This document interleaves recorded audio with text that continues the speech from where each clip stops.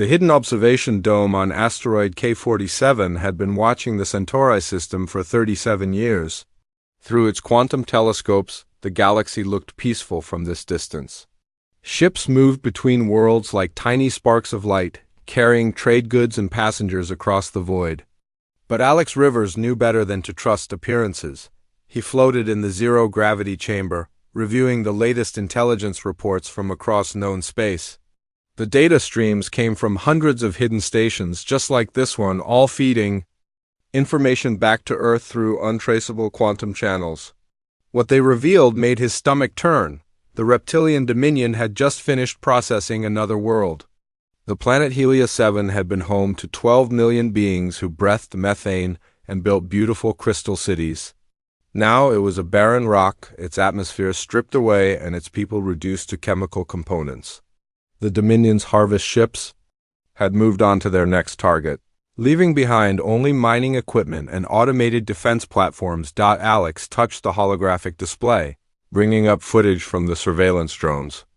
The crystal cities had been magnificent, reaching toward the sky like frozen music.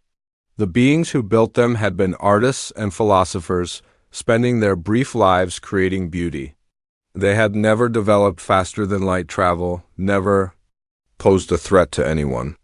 Their only crime was existing in a system rich with rare metals. The Insectoid Hive Collective was no better. Their latest expansion had consumed 3 star systems in the Outer Rim, turning entire worlds into massive breeding grounds. The native species were kept alive just long enough to serve as incubators for hive larvae.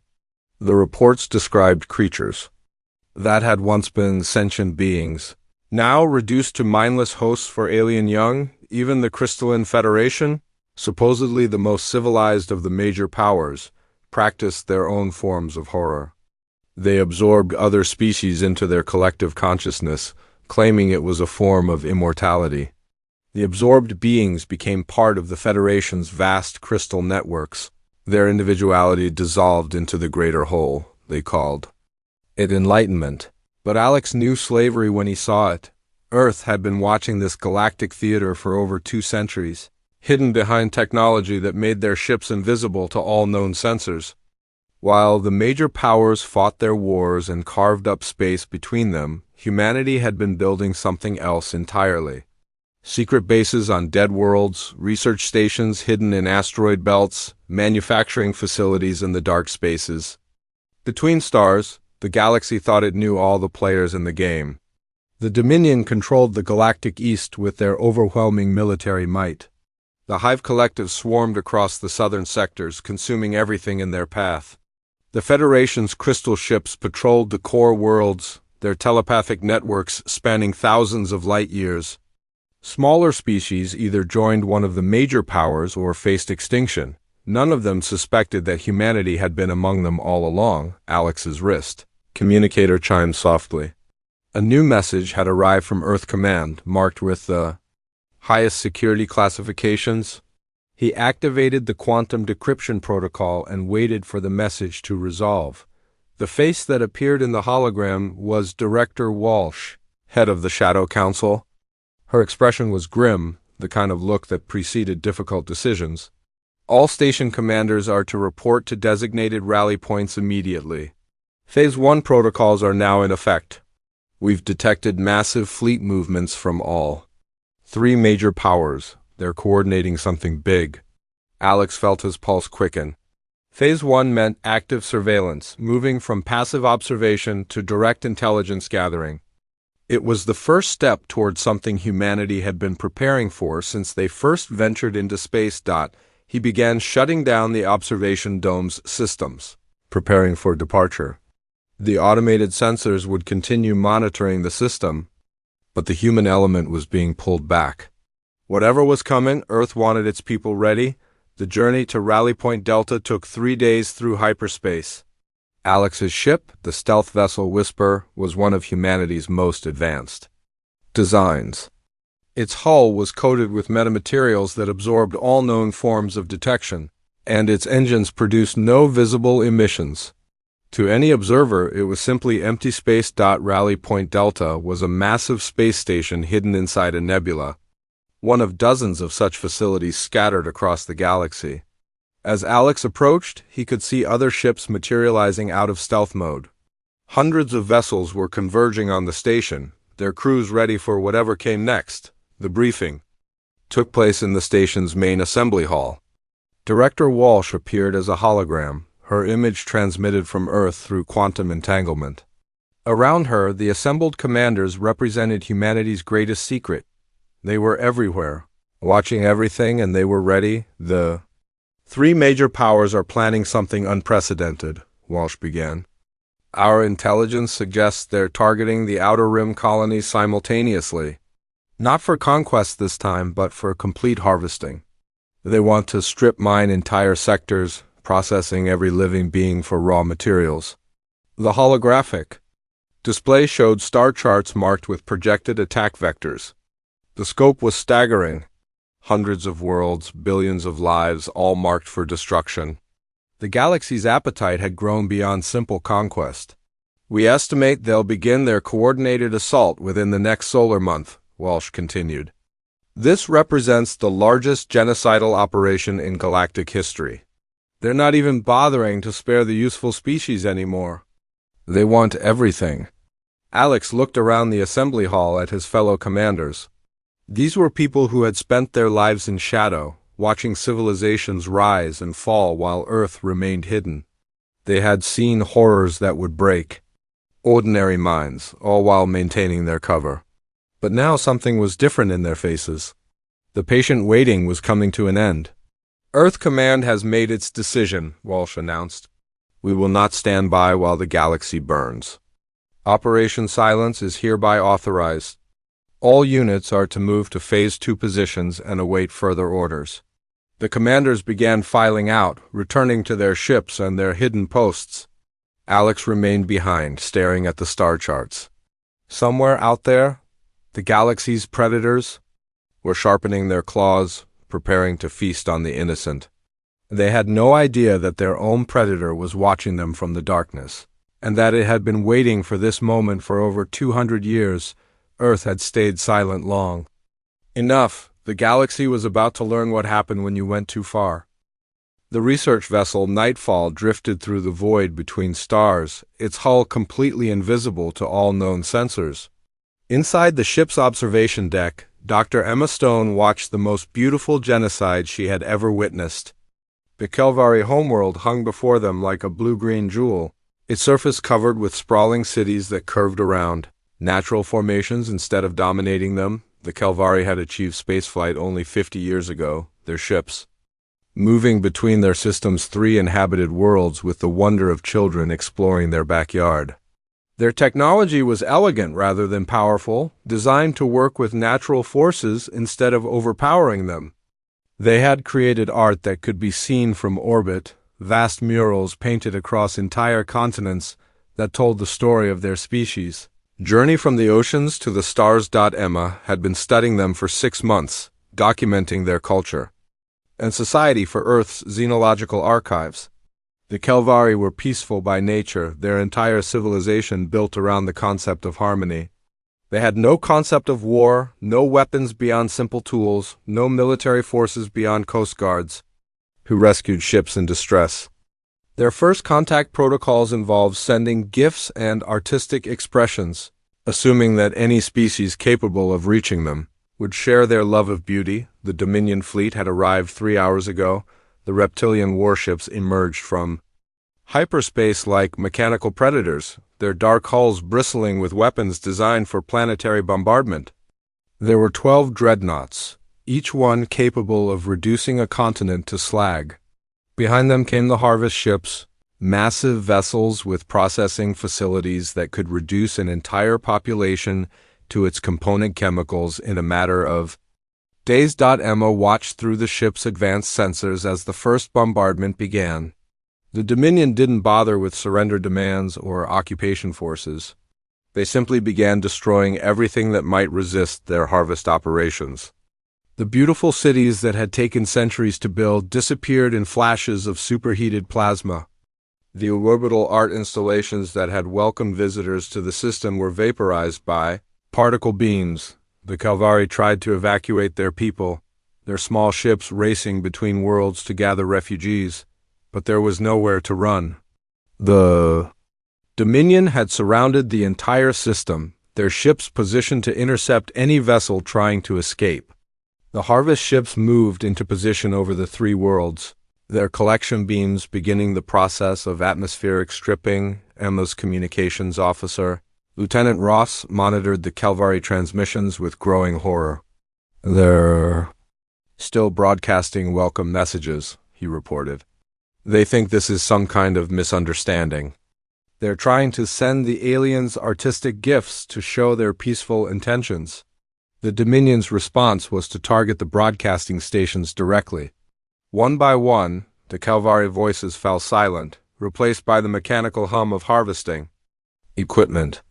The beautiful blue-green world began to turn brown as its atmosphere was stripped away. Its oceans boiled into vapor and collected in the Harvest ship's massive storage tanks. Emma had seen the galaxy's cruelty before, but never anything this systematic. The Dominion wasn't just conquering the Calvari system. They were processing it, reducing an entire civilization to raw materials with industrial efficiency. The process would take about a week, and when it was finished, there would be no trace that the Calvari had ever existed. Similar reports were coming in from across the galaxy. The Hive Collective had begun their own harvest operations in the Meridian sector, their swarm ships descending on peaceful worlds like locusts, the Federations. Crystal networks were spreading into undefended systems, absorbing entire species into their collective consciousness. The three major powers had decided to divide the galaxy's remaining resources between them, and they were doing it with terrifying coordination. Emma activated the quantum communicator, preparing to send her report back to Earth. The message would travel through 17 relay stations hidden across the galaxy, each one adding another layer of encryption to prevent interception. By the time it reached Earth, the transmission would be completely untraceable. She began recording her observations, keeping her voice steady despite the horror unfolding before her. Day 6 of the Calvari harvest. The Dominion has completed atmospheric processing on the second world. Population estimates show less than 2 million survivors, down from an initial population of 43 million. The survivors have been gathered into processing centers for biological extraction. The screen showed images that would haunt her dreams. The Calvari processing centers were massive industrial complexes where living beings were reduced to their component parts. The aliens had perfected the art of extraction, able to separate useful biological materials from waste with minimal loss. What remained of the Calvari was being loaded into storage containers for transport to Dominion worlds. Emma continued her report, documenting everything for Earth's archives. The galaxy needed to know what was happening, even if most of it would never learn the truth. Humanity had been recording these atrocities for decades, building a comprehensive database of the major powers' crimes. Each report was filed away, awaiting the day when justice might finally be served. The Nightfall sensors detected movement in the system's outer regions. More ships were arriving, but these weren't Dominion vessels. The new arrivals were sleek, crystalline structures that bent light around them, making them difficult to track. The Federation had come to claim their share of the harvest. Emma watched as the two alien fleets began coordinating their operations. The Dominion would process the biological materials while the Federation absorbed the consciousness of any surviving Calvari. It was a partnership born of mutual greed, with each species taking what they valued most from their victims, the last Calvari. Broadcasting station went offline as Emma finished her report. The signal had been transmitting their species history, a final desperate attempt to preserve their culture for future generations. The broadcast described their first tentative steps into space, their discovery of the other worlds in their system, their dreams of eventually reaching the stars and meeting other peaceful species. Those dreams were now being processed into chemical components aboard Dominion harvest ships. Emma sealed the report and prepared for transmission. The message would reach Earth within hours, where it would be added to the growing pile of evidence against the galaxy's predators. She had watched 17 species go extinct during her career, each one documented with clinical precision. The reports were stored in vast archives beneath Earth's surface, a testament to the galaxy's appetite for destruction. As the nightfall prepared to leave the system, Emma took one last look at the Kelvari homeworld, where once there had been a beautiful planet covered with art and culture. Now there was only a brown wasteland being strip-mined for minerals. The harvest ships were already moving toward their next target, their holds full of processed materials that had once been living beings. The galaxy had grown hungry, and its appetite was accelerating. The major powers no longer bothered with the pretense of civilization. They were processing entire sectors of space, reducing thousands of years of evolution and culture to raw materials for their expanding empires. Emma activated the ship's stealth systems and set course for the next observation point. There would be more species to document, more cultures to record before they disappeared forever. It was humanity's burden to bear witness to these atrocities, to remember what the galaxy had forgotten, but somewhere in the depths of space, in hidden facilities that the galaxy's predators couldn't even imagine, Earth was preparing something else entirely. The Watchers were growing tired of watching, and the galaxy was about to learn that some species didn't process as easily as others. The Kelvari were gone, but their story would be remembered. And someday, perhaps soon, their story would be avenged. The morning shift at Harmony Station began like any other, with routine maintenance checks and data collection from the nearby nebula. Dr. Lisa Hayes reviewed the overnight sensor readings while her coffee grew cold, looking for any unusual stellar phenomena that might warrant deeper investigation. The nebula had been forming for thousands of years, its gas clouds slowly coalescing into what would eventually become a new star system, Harmony. Station was officially a civilian research facility, one of hundreds scattered across the galaxy, studying various cosmic phenomena. Its crew of 37 consisted of scientists, engineers, and their families who had volunteered for the 5-year deep space assignment. What made Harmony different from other research stations was its real purpose. It was one of Earth's most advanced listening posts, monitoring all communications traffic in this sector of space. The station's quantum array could intercept transmissions from across multiple star systems, analyzing everything from military communications to commercial shipping manifests. Hidden beneath its scientific equipment was some of humanity's most sophisticated intelligence-gathering technology. The crew knew they were living on the edge of discovery, but they had maintained their cover for 8 years without incident. Lisa was reviewing the latest batch of intercepted Dominion communications when the proximity alarms began screaming. She looked up from her workstation to see the main display filled with hyperspace emergence signatures. Ships were dropping out of faster-than-light travel all around the station, their massive hulls blocking out the stars. Commander Dave Park rushed onto the bridge, still pulling on his uniform jacket. "Report," he demanded, his voice steady despite the obvious danger surrounding them. 12 Dominion dreadnoughts and 4 harvest ships, Lisa replied, her fingers flying over her control panel. They came out of hyperspace in perfect formation. This wasn't random, Commander. They knew exactly where to find us. The communication system activated without anyone touching the controls. A reptilian face appeared on the main screen, its yellow eyes studying the station with cold intelligence. The creature wore the elaborate ceremonial armor of a Dominion fleet commander, its scaled skin marked with the scars of numerous battles. "Unknown facility," the alien spoke in perfect standard Galactic. "You will prepare for immediate boarding and inspection. Any attempt to resist will result in the complete destruction of your installation." Dave stepped forward, trying to project calm authority. "This is Commander Park of the Harmony Research Station. We're a civilian scientific facility operating under galactic research protocols. We have nothing to hide, but we request that you follow proper procedures for..." The alien's laugh was like breaking glass. "Procedures? You think we care about procedures? We know what you are, human. Your species has been hiding in the shadows for too long. Time to come into the light." Lisa felt her blood turn to ice. The Dominion knew about humanity. After 2 centuries of careful secrecy, their cover had been blown. She looked at Dave and saw the same realization in his eyes. They weren't just dealing with a random inspection. This was a targeted operation. The first boarding shuttles were already launching from the Dominion ships. Lisa began activating the station's emergency protocols, preparing to transmit a warning to Earth before the aliens could stop them. But the Dominion had come prepared. Jamming fields surrounded the station, cutting off all communication with the outside galaxy. Dave opened an internal channel to all sections of the station. "This is the commander. We are about to be boarded by hostile forces.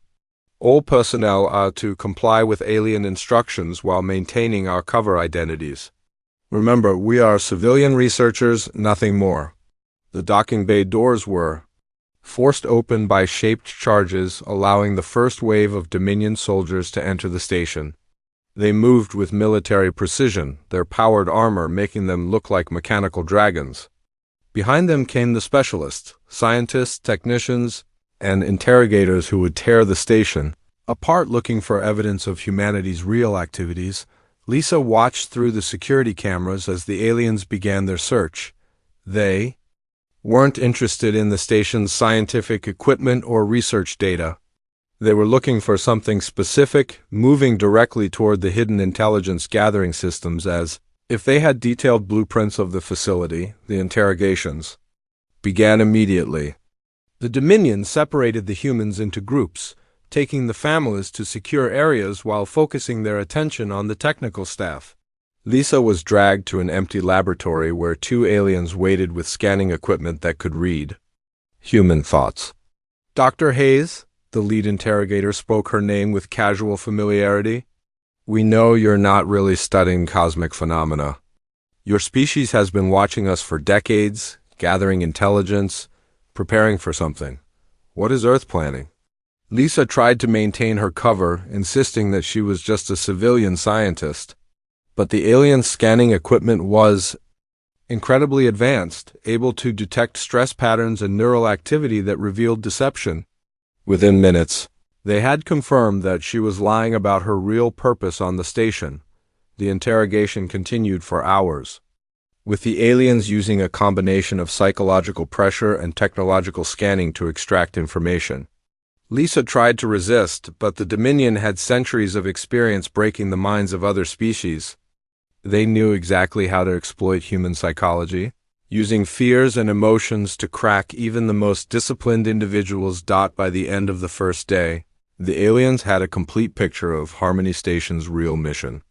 They knew about the quantum arrays, the intelligence gathering operations, and the communication networks that connected the station to Earth.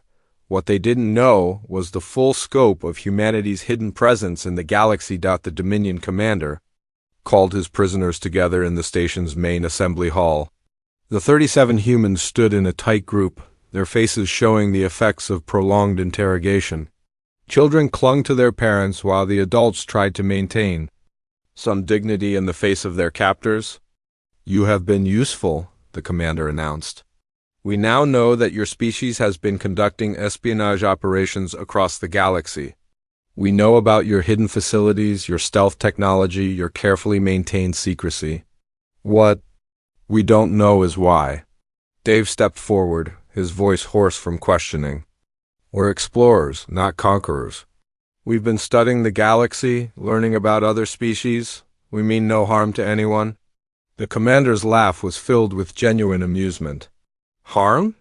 You think we're concerned about harm?" "We're concerned about competition. Your species has been preparing for something, building hidden infrastructure, developing advanced technology. That makes you a threat to the established order." Lisa realized what was happening. The Dominion wasn't just capturing a single research station. They were beginning a systematic hunt for humanity's hidden presence in the galaxy. The aliens had somehow detected traces of human activity and were now moving to eliminate the threat. Before it could fully develop, the commander continued his explanation. "Your species made a mistake. You thought you could hide from us indefinitely, but technology always leaves traces. We found residual quantum signatures from your communication networks. We tracked energy emissions from your hidden facilities. We analyzed the movement patterns of ships that shouldn't exist. The interrogation teams had been thorough in their work. They had extracted enough information to identify several other human facilities in this sector of space. The Dominion was already dispatching fleets to investigate, preparing to roll up humanity's intelligence network. One station at a time, Lisa looked around at her fellow prisoners and realized they were witnessing the end of an era. Humanity's long period of hidden observation was coming to an end. The galaxy's predators had finally noticed the Watchers in the shadows. The commander activated a communication device, preparing to transmit his findings to Dominion headquarters. The harvest ships are being loaded with your people for transport to our research facilities. You will be valuable specimens, helping us understand how your species achieves such advanced stealth technology. Your sacrifice will contribute to the glory of the Dominion. As the aliens prepared to leave with their prisoners, Lisa managed to activate a hidden emergency beacon built into her personal communicator. The signal was weak and heavily encrypted, but it would eventually reach Earth through the quantum relay network. The message was simple: they found us, they're coming. Get ready. The beacon transmitted for less than a second before the Dominion's jamming fields detected and eliminated it. But a second was enough. Somewhere in the darkness between stars, Earth's vast intelligence network was processing the warning.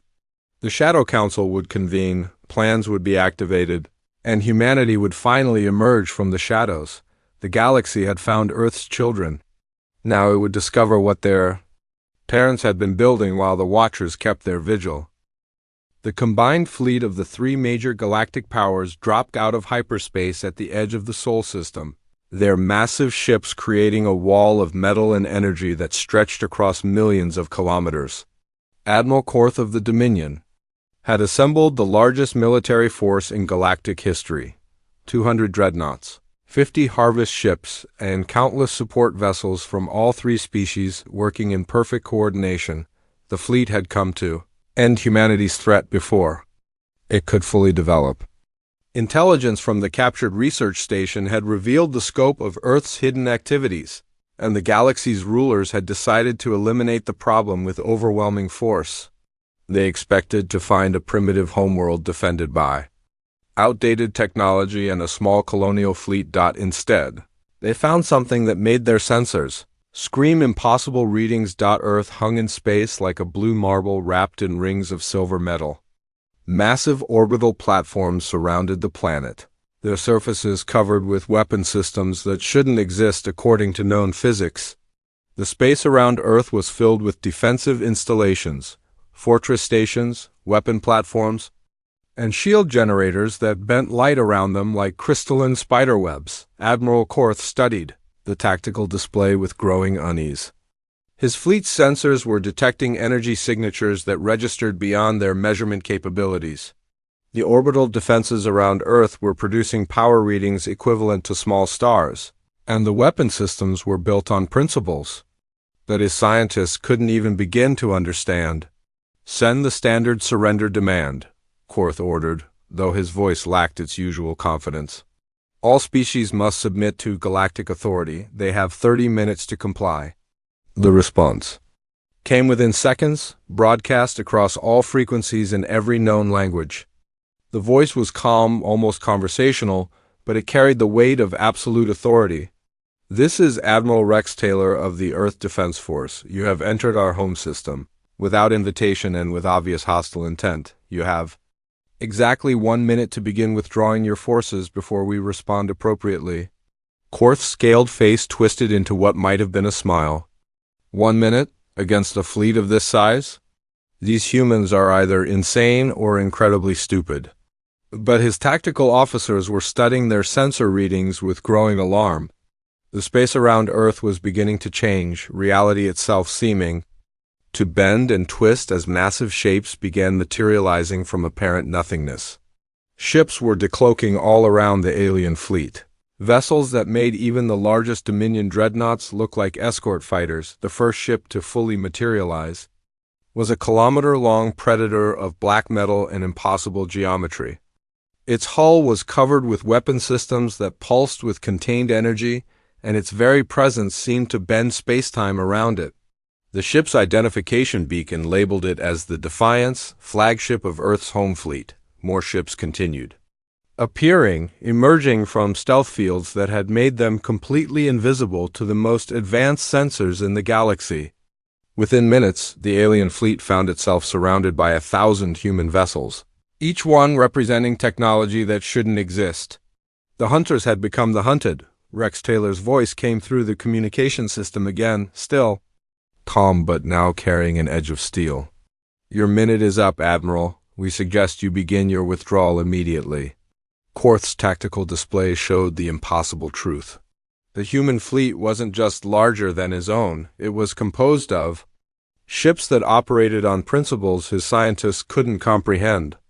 The power readings were off the charts, the weapon systems were built on theoretical physics that most species considered impossible, and the defensive fields around each ship could probably withstand a direct hit from a supernova. "This is impossible," Korth muttered, staring at the display. "Where did they get this technology? How long have they been building this fleet?" His science officer, a young reptilian named Vex, looked up from his instruments with scales pale with fear. "Admiral, our sensors are detecting quantum signatures that suggest these ships have been under construction for over 4 centuries. The humans have been building this fleet since before they achieved faster-than-light travel." The revelation hit Korth like a physical blow. 4 centuries of preparation.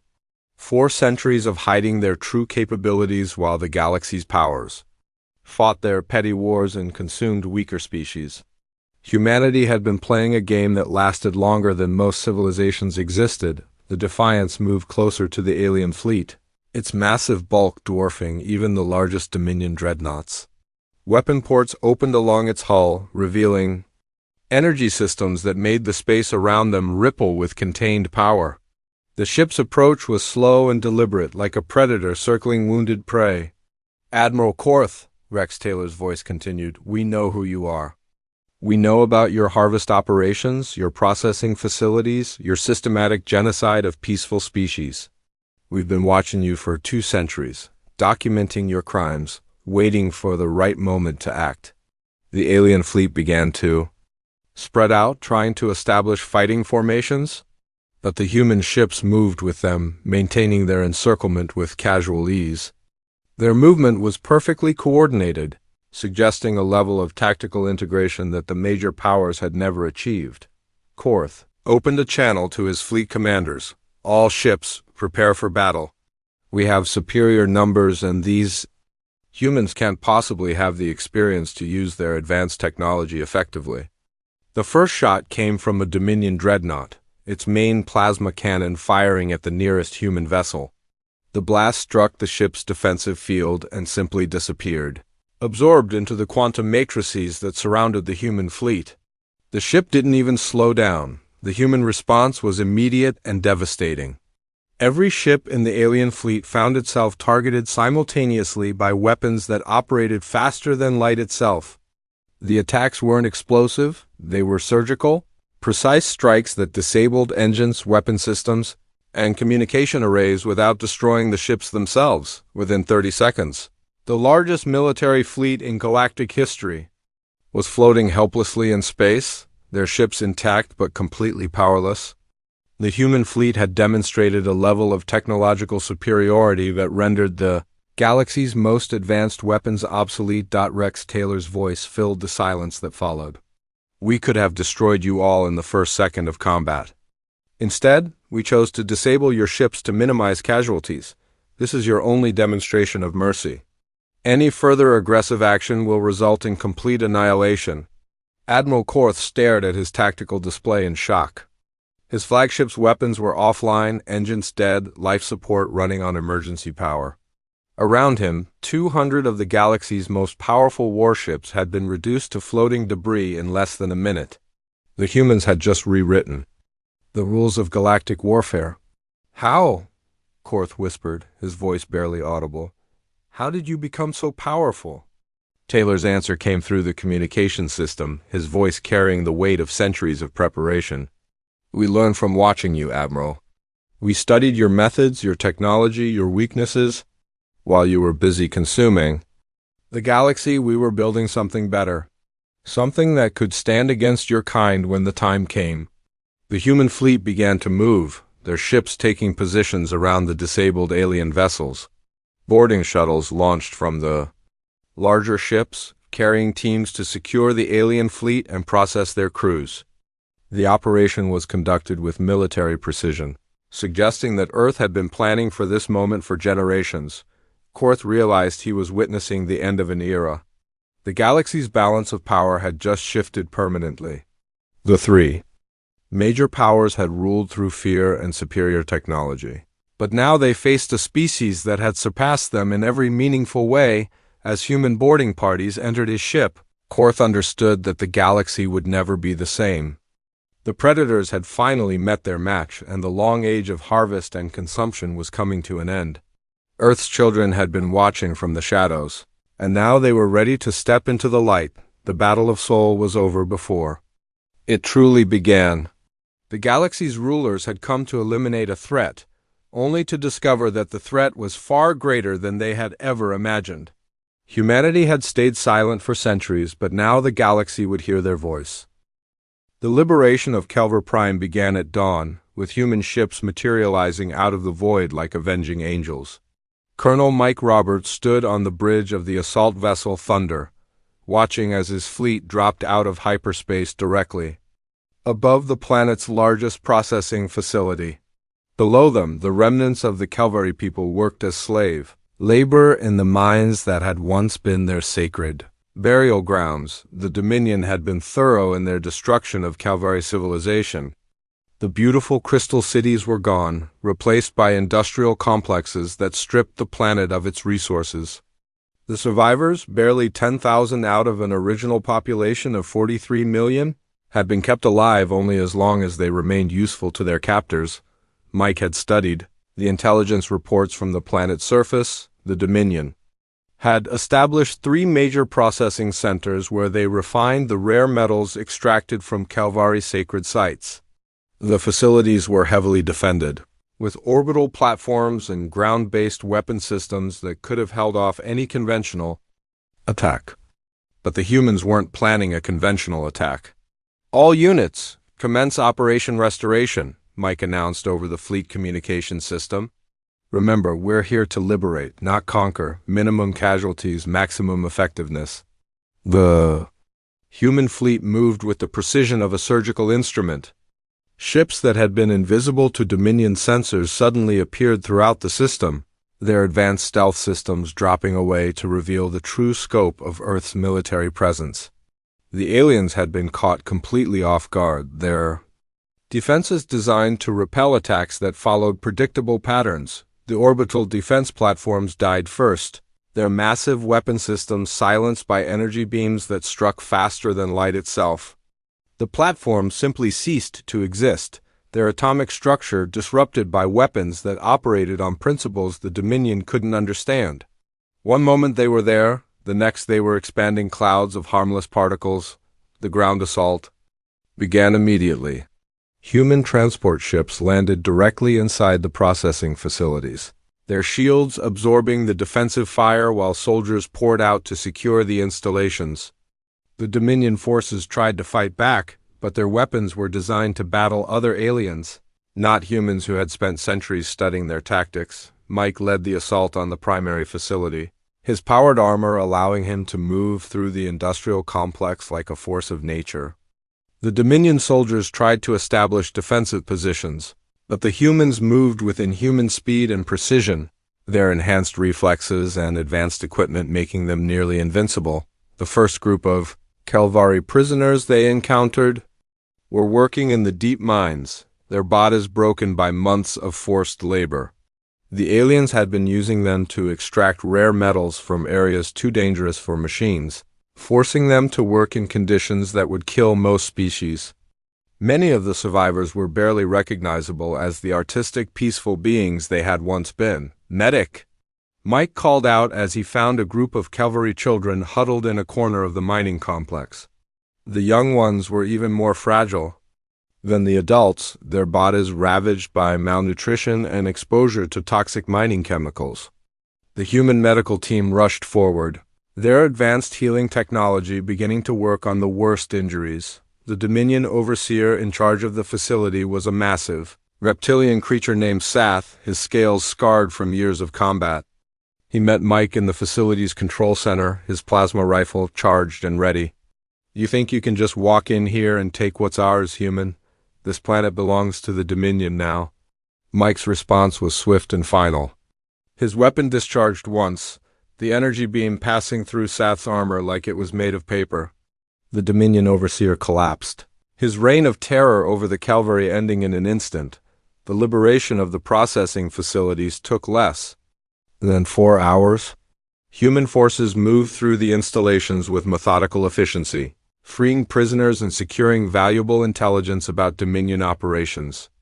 The aliens had kept detailed records of their harvest activities, documents that would prove invaluable in tracking down other victims across the galaxy. Dr. Emma Stone arrived with the second wave of ships, her medical team equipped with the most advanced healing technology Earth had developed. She had requested to be part of the Liberation Force after witnessing the initial harvest of the Calvary homeworld. Now she worked frantically to save as many survivors as possible. The Calvari who could still speak told stories that broke even the most hardened human soldiers.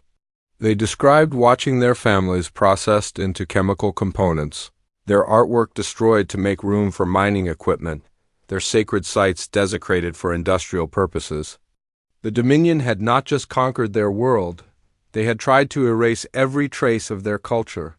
How many survived? Emma asked one of the Calvari elders, a being whose blue-green skin was marked with scars from months of forced labor. 10,000, perhaps 11, the elder replied in a voice barely above a whisper. Out of 43 million. They kept us alive only to work the dangerous mines. When we grew too weak, they would process us like the others. Emma felt her anger burning like a cold flame in her chest.